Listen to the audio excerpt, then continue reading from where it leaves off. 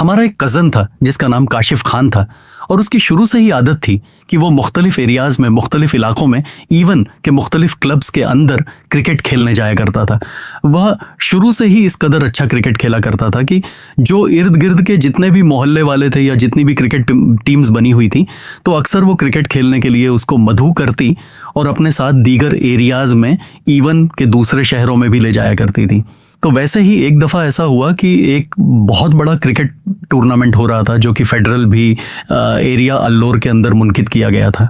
تو وہیں کی ایک ٹیم تھی، اس ٹیم نے میرے اس کزن کو اپروچ کیا اور اس سے ریکویسٹ کی کہ وہ ان کی طرف سے اس گراؤنڈ کے اندر جا کے کرکٹ کھیلے۔ اتفاق سے جو میرا کزن تھا وہ بہت زیادہ بزی تھا، لیکن اس کے باوجود بھی اس نے وہاں جا کے اس گراؤنڈ میں کرکٹ کھیلنے کے لیے حامی بھر لی۔ اب جو لوگ اس ایریا میں یا اس گراؤنڈ کے بارے میں انجانا کرتے ہیں تو ان کو پتہ ہوگا کہ وہاں پر ایک بہت بڑا سا کرکٹ گراؤنڈ موجود ہے، اور نہ صرف وہ کرکٹ گراؤنڈ ہے بلکہ اس گراؤنڈ کے برابر میں یا اس کے اطراف میں اکا دکا گورنمنٹ اسکول اور کالجز بھی موجود ہیں۔ عجیب بات یہ ہے کہ جو گراؤنڈ ہے، جب آپ اس گراؤنڈ کے اندر انٹر ہوتے ہیں تو وہاں پر بہت سارا کچرا پڑا ہوتا ہے۔ اب مجھے آپ کا نہیں پتا کہ وہاں پر کچرا ہوتا ہے یا نہیں ہوتا، لیکن جس دور میں یا جس ٹائم یہ واقعہ پیش آیا تھا تو عام طور پہ اس ایریا میں کچرا پڑا ہوتا تھا۔ خیر، قصہ مختصر، میرا جو کزن تھا جب وہ کرکٹ کھیلنے کے لیے اس گراؤنڈ میں پہنچا تو بیسیکلی یہ ایک نائٹ میچ تھا اور یہ رات کے 12 بجے سے 3-4 بجے تک جاری رہنا تھا۔ میرا کزن ویسے ہی جیسے ہر جگہ جایا کرتا تھا اس گراؤنڈ کے اندر موجود تھا اور فیلڈنگ کر رہا تھا۔ خیر، اس کے دوست بتاتے ہیں کہ فیلڈنگ کرتے کرتے جو میرا کزن تھا اس کی ایک دم سے طبیعت خراب ہونے لگی۔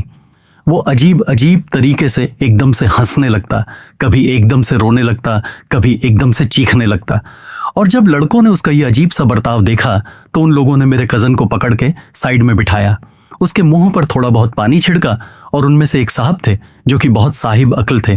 اور شاید وہ حافظ قرآن بھی تھے۔ خیر، انہوں نے اپنے طور پر کچھ قرآنی آیتیں پڑھیں اور آیتیں پڑھنے کے بعد میرے کزن کے اوپر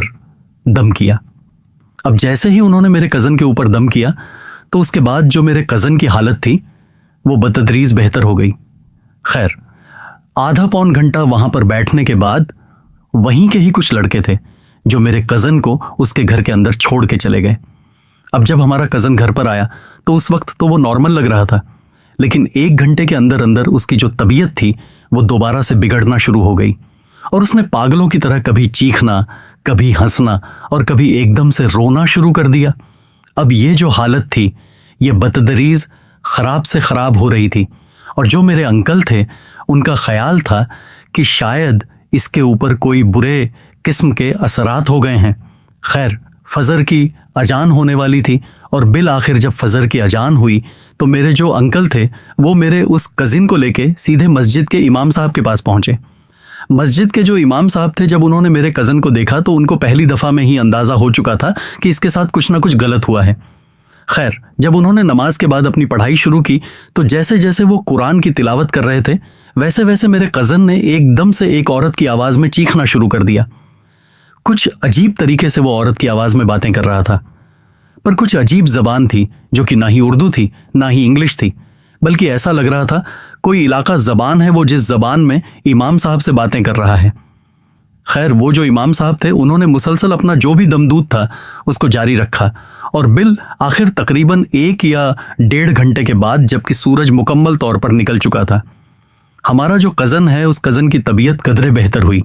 اس کے بعد بھی وہ جو امام صاحب تھے وہ کہہ رہے تھے کہ اس کو تقریباً 2 یا 3 گھنٹے تک اگر میری بات مانے اس کو میرے پاس ہی یہیں پر رہنے دیں، کیونکہ آپ کا جو بیٹا ہے یہ کسی ایسی جگہ سے یا کسی ناپاک جگہ سے کل رات میں گزرا ہے جس کی وجہ سے اس کے اوپر ایک بہت ہی گندی مخلوق نہ صرف طاری ہو چکی ہے بلکہ وہ جو بھی مخلوق ہے وہ اس کو اتنی آسانی سے نہیں چھوڑنے والی۔ بہرحال 3 سے 4 گھنٹے تک جب انہوں نے میرے کزن کو اپنے سامنے رکھا تو اس دورانیے میں وہ مسلسل میرے کزن پہ کچھ دم کر کے پھونکتے رہے۔ اس کے ساتھ ساتھ انہوں نے ایک پانی بھی دیا جس پر انہوں نے دم کیا اور کہا کہ میرے کزن کو 3 سے 4 دن تک یہ پانی پلاتے رہیں۔ خیر، 1 ہفتے کے اندر اندر جو میرا کزن تھا اس کی جو طبیعت تھی وہ قدرے بہتر ہوئی، اور جب اس کی طبیعت ذرا بہتر ہوئی تو ہم نے اس سے پوچھا کہ اس رات جب تم اس گراؤنڈ کے اندر گئے تھے تو تمہارے ساتھ کیا ہوا تھا؟ میرا کزن بتاتا ہے کہ میں ویسے ہی گراؤنڈ کے اندر موجود تھا اور باؤنڈری کے پاس فیلڈنگ کر رہا تھا۔ اتفاق سے جو بال تھی وہ ایک دم سے کچرے کے اندر گئی और जैसे ही बॉल कचरे के अंदर गई तो मैं एकदम से कचरे के अंदर चला गया। हालांकि मुझे वहां जाने से पहले हिसार करना चाहिए था, लेकिन बस एकदम से बॉल लेने के चक्कर में जैसे ही मैं कचरे के अंदर गया तो उसके बाद बस मुझे इतना याद है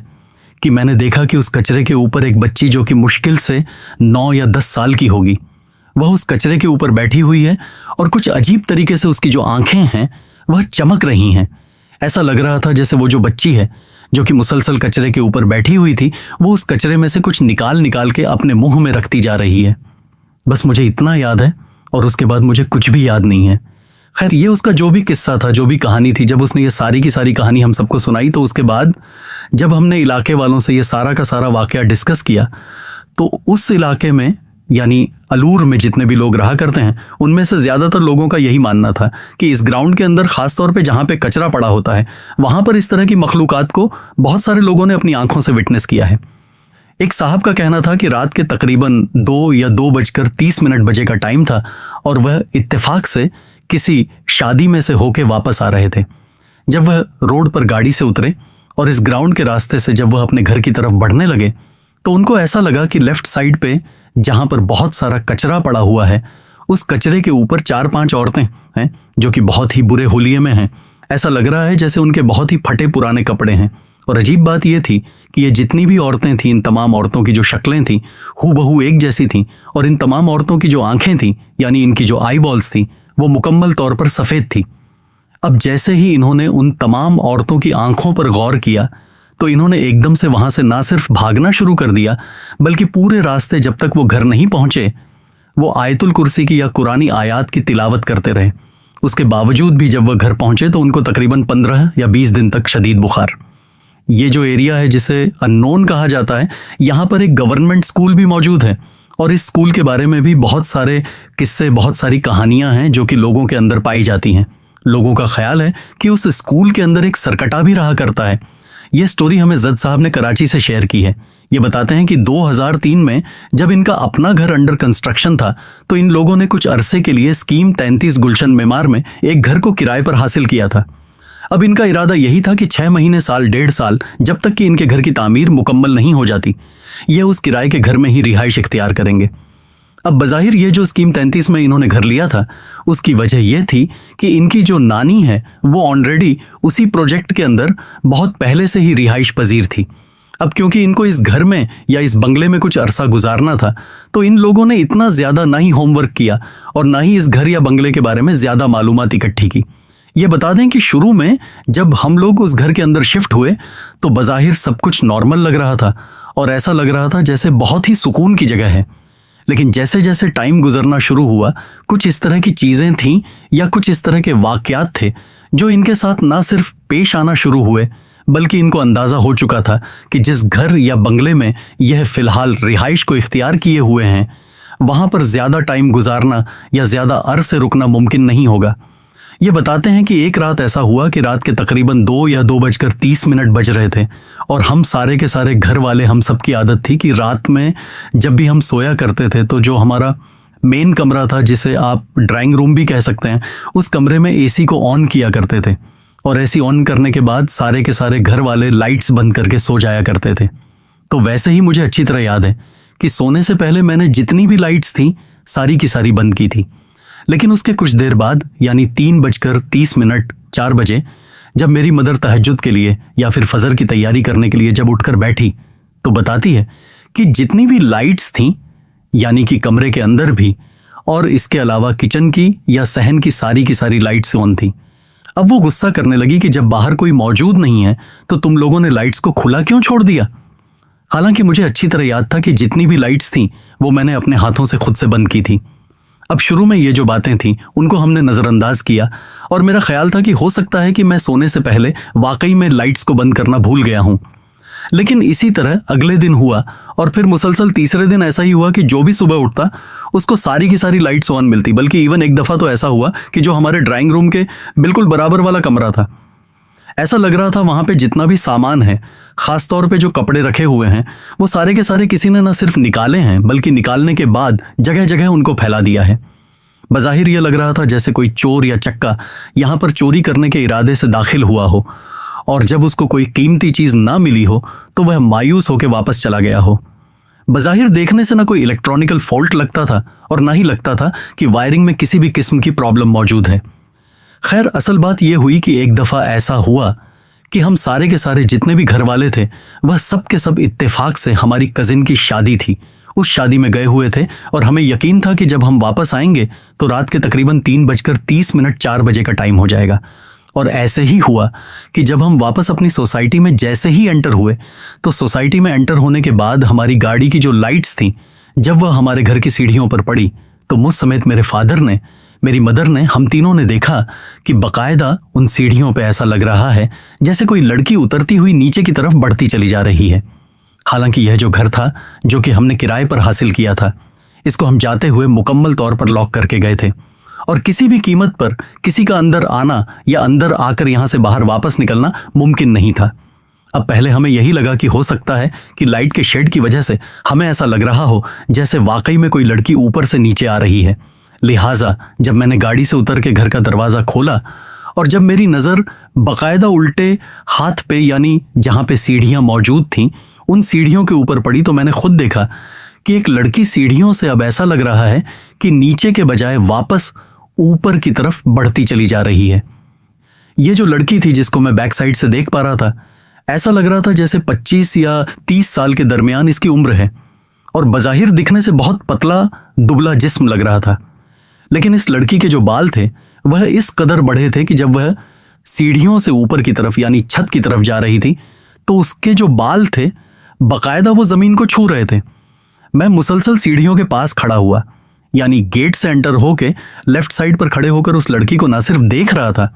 बल्कि इसी दौरानी में जब मेरी मदर, मेरे फादर और मेरी बहनें वगैरह घर के अंदर दाखिल हुए तो मेरी मदर ने भी, इवन मेरे फादर ने भी उस लड़की को अपनी आंखों से छत के ऊपर जाते हुए देखा। खैर, मेरे जो फादर थे वो मुझे कहने लगे कि आयतल कुर्सी पढ़ना शुरू करो।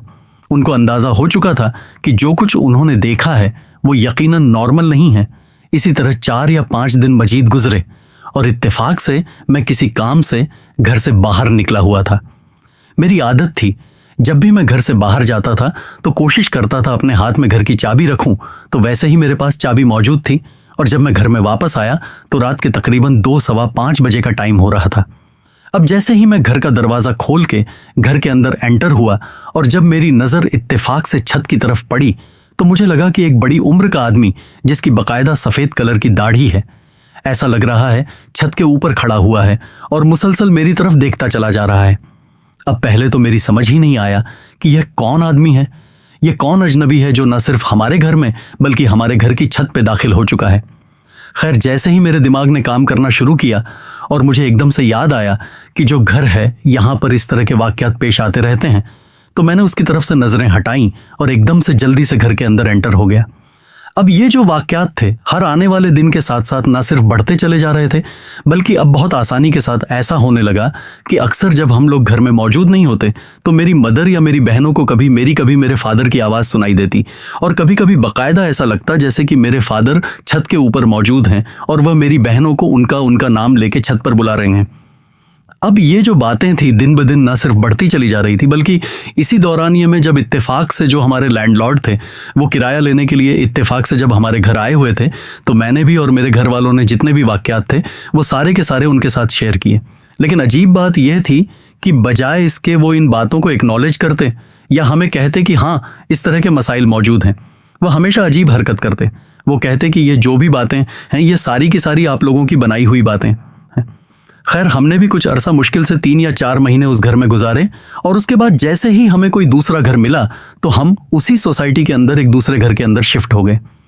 उसके बाद भी हमें पता चलता रहा कि उस घर में या उस बंगले में इस तरह के वाक़यात मुसलसल पेश आते रहते हैं। लेकिन अजीब बात यह थी कि उस घर का जो भी मालिक था वो मुसलसल इस घर को न सिर्फ किराए पर देता चला आ रहा था बल्कि उसको सिर्फ सरासर पैसों से मतलब था।